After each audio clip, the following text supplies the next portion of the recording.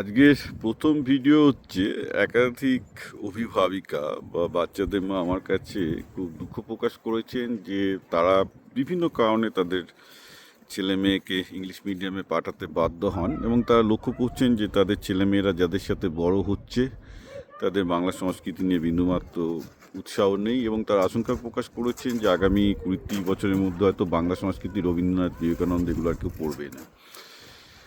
আমি বলবো অবশ্যই হ্যাঁ। আমার পরশুদিনই আমার চেনা ভদ্রলোকের সাথে কথা হচ্ছিল। তিনি কলকাতায় একটি কোম্পানি চালান, আমেরিকান লোক,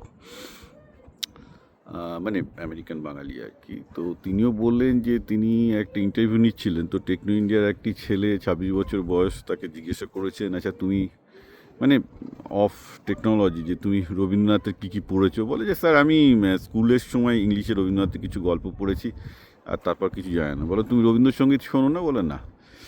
তো এখানে একটা বড় ব্যাপার হচ্ছে ভদ্রলোক খুব আহত হন, কারণ আমি জানি তিনি খুব একজন রবীন্দ্র ভক্ত বাঙালি। তো ব্যাপারটা দাঁড়াচ্ছে এই যে যতই বাঙালি রামকৃষ্ণ বিবেকানন্দ রবীন্দ্রনাথ বিদ্যাসাগরকে নিয়ে করুক না কেন, এগুলো বাঙালির জীবন থেকে খুব দ্রুত আরও হয়তো 20-30 বছরের মধ্যে হারিয়ে যাবে এই ইংলিশ মিডিয়ামের চাপে। ইনফ্যাক্ট ধরুন ডিপিএসের মতো স্কুল কলকাতায় এখন মাশরুমের মতো, মানে ব্যাঙের ছাতার মতো গজিয়ে গেছে।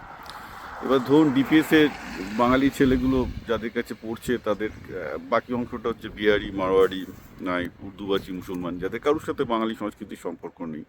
অতএব তাদের রবীন্দ্রনাথ বঙ্কিম এসব পড়ার নিশ্চয়ই কোনো তাড়া নেই।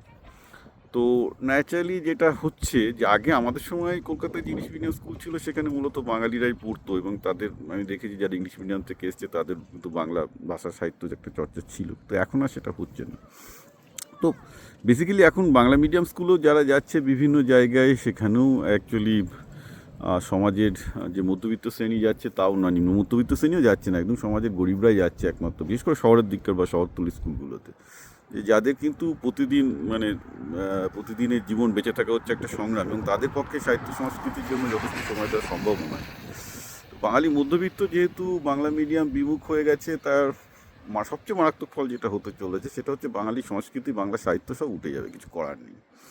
এবং এটা আমি নিজের চোখের সামনে এটা দেখতে পাচ্ছি, বহুদিন আগে থেকেও বলেছি যে যে বাঙালি নিজের সংস্কৃতিকে বাঁচাতে পারবে না। হ্যাঁ, কারণ বাঙালি মানে নিজেকে বুদ্ধিমান মনে করে, কিন্তু প্র্যাকটিক্যালি স্পিকিং যেহেতু তার প্র্যাকটিক্যাল নলেজ খুব কম, প্র্যাকটিক্যালি চিন্তাভাবনা করার ক্ষমতা নেই। বাঙালি ওই বঙ্কিম দা বনাম বঙ্কিম বাবু নিয়ে ওইসব রাজনীতি করতে পারবে, কিন্তু অ্যাকচুয়াল যেটা হতে চলেছে আগামী এখনই বঙ্কিমচন্দ্র কজন বাঙালি পড়ে আমার জানা আছে, বাট আগামী 20-30 বছরে এখন যাওয়া কয়েকজন থাকবে, তো আগামী 20-30 বছরে তাও থাকবে না, মানে বাঙালি সংস্কৃতিটাই বিলুপ্ত হবে।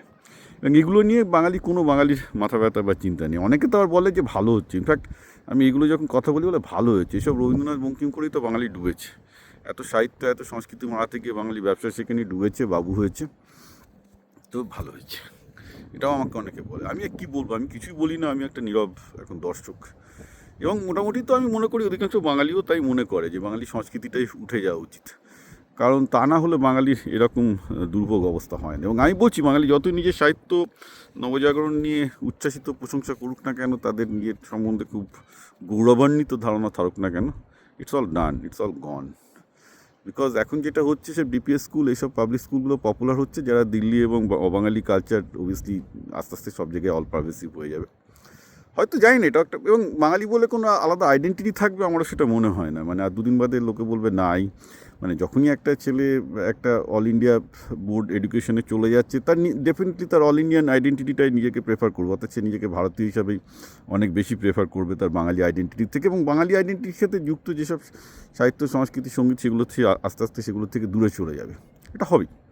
সুতরাং বাংলা পক্ষ যতই আন্দোলন করুক না কেন বা পলিটিশিয়ানরা যতই বাঙালি বাঙালি করে চিৎকার করুক না কেন, আমি মনে করি বাঙালির কোনো ভবিষ্যৎ নেই, কারণ সাধারণ মানুষই সেটা চাইছেন। আমি আবার বলছি, পলিটিশিয়ান ভুলে যান, পলিটিশিয়ানস তো the reflect of the common পিপুল, সাধারণ মানুষই চাইছেন, তো পলিটিশিয়ানরা কী করবেন।